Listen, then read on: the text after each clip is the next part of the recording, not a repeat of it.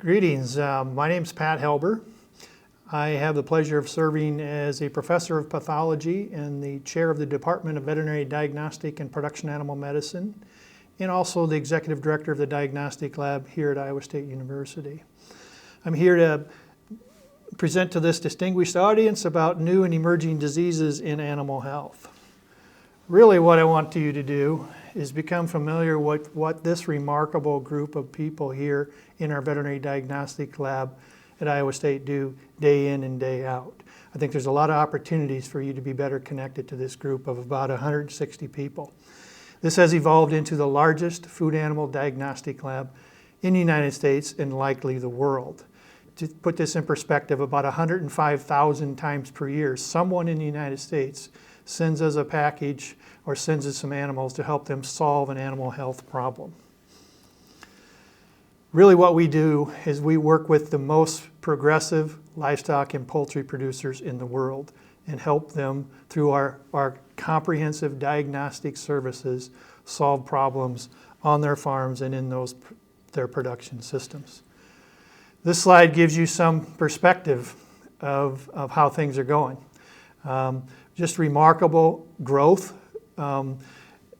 We've almost tripled our caseload in the last 10 years. And a lot of this has to do with the great people we have and these remarkable technologies we have today in animal health. You can see we've had an all-time record 10,000 cases in March of this year. It's been business as usual here despite COVID.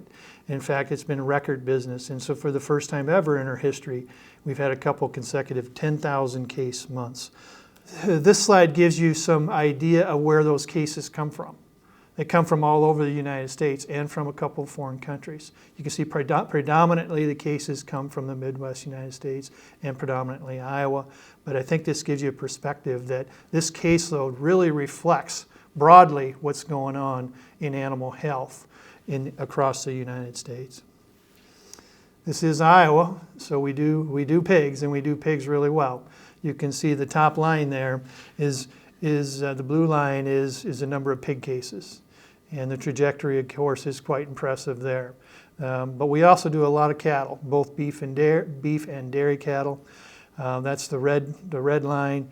The blue line, the darker blue line, is poultry, and you probably recognize that this peak in 2015 was high-path avian influenza. So a good mix across all species, including small ruminants. So what do we do day to day in this lab? These cases come in, and our diagnostician receives this case from the local veterinarian. Based on the case history and the lesions that they see in the tissues received, they determine what tests are going to be run. What really sets us apart is these small squares here. We're very fortunate to have access to all of these labs within our lab, including toxicology and analytical chemistry, which a lot of labs don't have. Next generation sequencing, which a lot of labs don't have.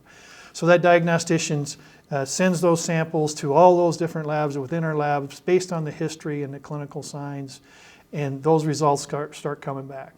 And today, many of those results come back the same day or the next day. And they pull all those results together and hopefully come up with a diagnosis and transmit that, in most cases, online to the veterinarian. You can imagine these 105,000 or so cases per year provides a remarkably rich caseload for teaching our students, both our veterinary students as well as our graduate students, but also feeds a lot of our research programs. Having spent 15 years as a diagnostician down there, it's always great that you use all those fancy tools and find the answer, but it's also really exciting. It happens every week where you run all those tests on those cases and you don't come up with an answer. And in many cases, that's when we go into research mode. In many cases, that's using other tools to identify new pathogens. It might be developing experimental models, whether that's tissue filtrates or putting the viruses or bacteria themselves into these gnotobiotic models or these conventional models. And then in many cases, we also get to work with companies like yours to develop vaccines and other intervention strategies. You can see in the upper right hand, there's just an example of recent examples of new and emerging diseases that we've been able to work with.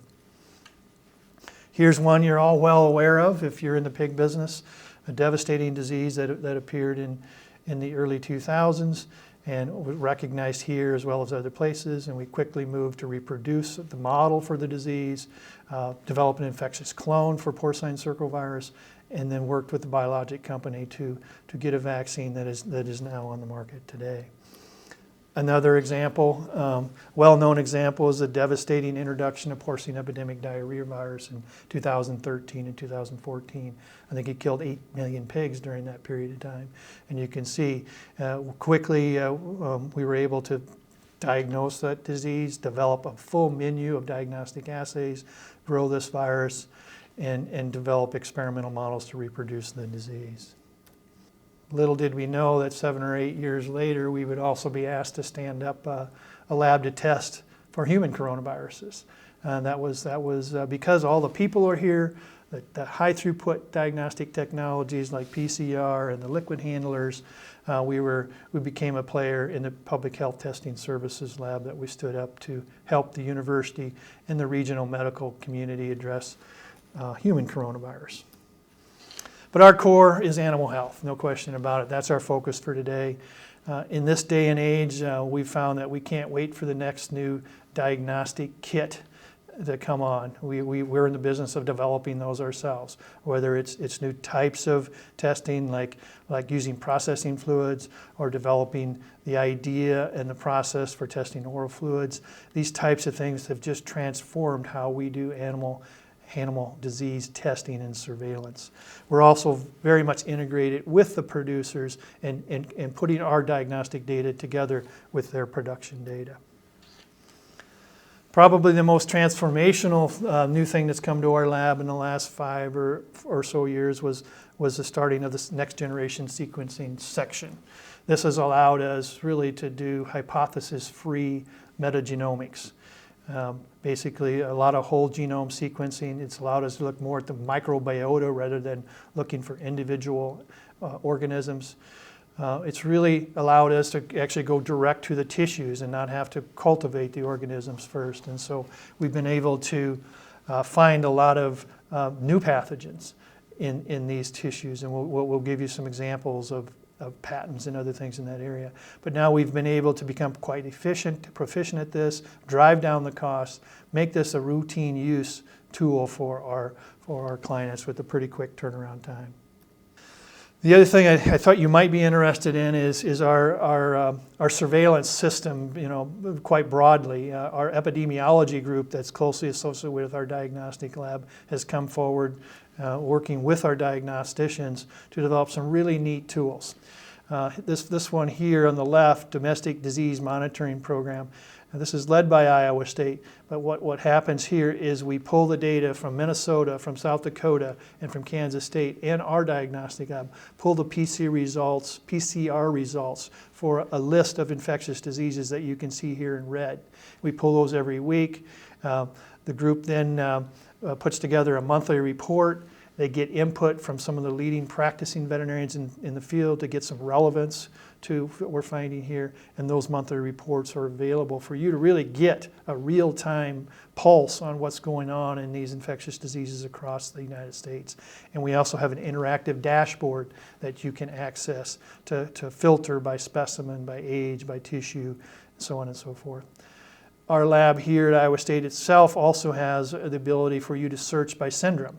What's going on in respiratory disease in cattle, in pigs, in enteric disease, so on and so forth, and we'll show you some examples of that. So here's an example of real-time data. I just pulled this here for the last couple of weeks. It reflects over the last 2.5 years the PERS PCR data from those 4 labs. And the blue area here around the line shows that based on the history what we would expect, what the incidence we would expect, the percent positives we would expect for porcine reproductive and respiratory syndrome. The red line is actually what is observed. And so when that red line gets outside of the blue box or the blue zone, then that sets off an alarm and we want to do some further investigation. Down below here you can see that we can also follow the strain of the virus, or in this case we call them the RFLP pattern. You can see, and this is just in the last 4 weeks, what type of PRRS viruses are we following in the industry. Many of you, if you're familiar with the pig business, know we've got this 144 virus down here that seems to be emerging and particularly highly virulent. So we've been slowly watching it become more prevalent. And so this is just a powerful tool to help us understand what's going on broadly in the pig industry across the United States. This is an example of syndromic surveillance. So this is data from all of our Iowa State cases for the 4-week period, I think from mid-February to mid-March. And you can see the number of cases on the left, the cumulative percent, this thin line. But if you look at the big bars, you can see what are the most important diseases today in pigs associated with respiratory disease here on the top. Of course, you can see PRRS is the big player, but influenza is still a big problem. Strep suis, or combination of different diseases. And also you might notice far to the left, these are ones we didn't get a diagnosis for. So that might be an opportunity for us to pursue. Is there something new here? Should we dig down further in that area? Same sort of thing on the bottom graph here. These are digestive or enteric diseases. And you can see in real time here, what are the biggest problems facing the industry? And you can see here, the biggest problem is rotavirus. We'll talk a little bit about that here in a minute.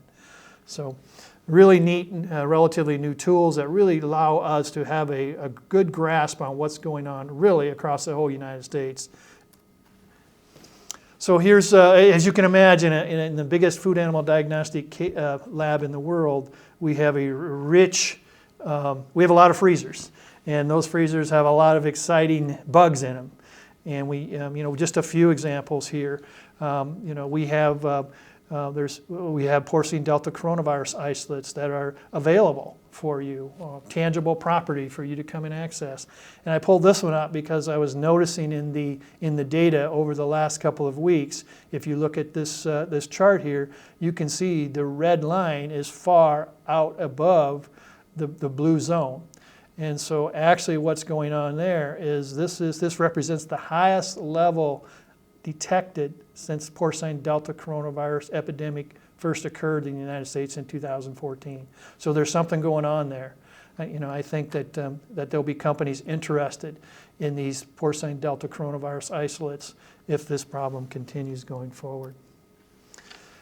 And we have many other examples of this. Seneca virus is a very interesting disease that's emerged in the last few years. It's not causing a lot of clinical problems, but the vesicles that it produces on the nose and on the feet of pigs is very alarming and often confused with foreign animal diseases, so causes a lot of problems with the flow of pigs to market. And so financially is very devastating for some companies, and we expect some companies, some production companies would be interested in controlling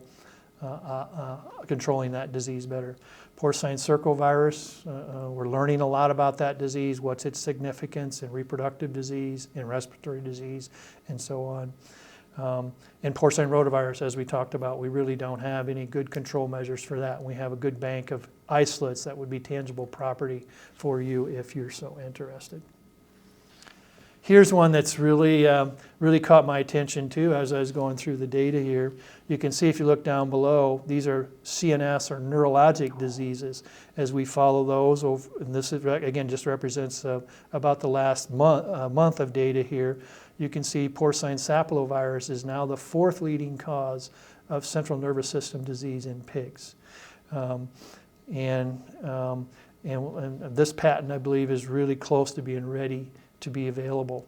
We've already received a notice of allowance, so there's some pretty interesting opportunities here, perhaps for companies that out there. The list really is too long to go into in much detail, but I just wanted to give you an idea that there is a pretty long list of opportunities, whether it's porcine circovirus type 3, parainfluenza virus type 1 in pigs is an interesting organism we need to learn more about and its role in respiratory disease. And most recently, this porcine morbillivirus and its role in abortions and infertility. So these are patents in different stages, but patents that are progressing well, and I think some intellectual property that may interest many of you. It's always fun to talk about those new emerging diseases, what's new out there, what's going on. But what I can tell you is the folks in this lab also have a really good grasp on, in reality, what are the biggest problems.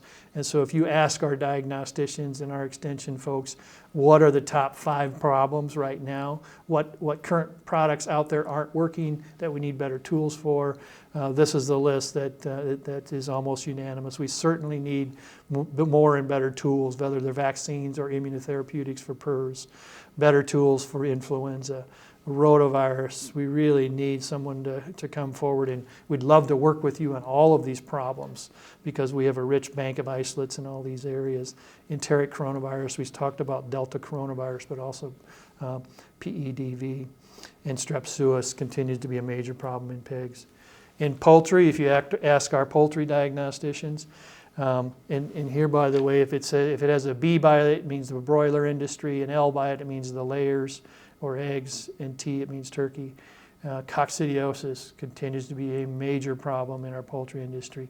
Reovirus, most often associated with tenosynovitis and arthritis, is a real problem right now that we need better answers for. Clostridial enteritis and dermatitis, infectious bronchitis, and infectious coryza caused by Avibacterium paragallinarum. These are diseases that really need more answers, and we'd be very interested in working with you on. In the cattle industry, pretty similar across beef and dairy. Digital dermatitis, there's some intellectual property available, a very nice experimental model that's been developed here at Iowa State, and some isolates of organisms associated with that. Again, respiratory disease continues to be a problem. Particularly, we'd love to work with people on new tools for Mycoplasma bovis and Histopheles somni. Pink eye continues to be a very frustrating problem. And you can see the rest of the list there. So we always got to remember, it's fun to think about all those new and emerging diseases, but these are the ones day to day that right now are costing the industry a lot of money. And we have some expertise that we'd love to work with you on those. So my goal for today in this short amount of time was really to make you all aware of the rich case base and the talented people here at the ISU Veterinary Diagnostic Lab, and invite you to become more familiar with them and utilize these resources to build partnerships and produce new and exciting products, whether they're vaccines or immunotherapeutics, to help benefit our U.S. and global livestock industry. And also, it's really a pleasure to hopefully invite you sometime very soon. We're digging a hole in the ground right now, and in 2 years we'll be opening phase 1 of our brand new $75 million veterinary diagnostic lab here on our campus, and we'd love to have you be involved with that grand opening. That's all I have for today. Thank you very much.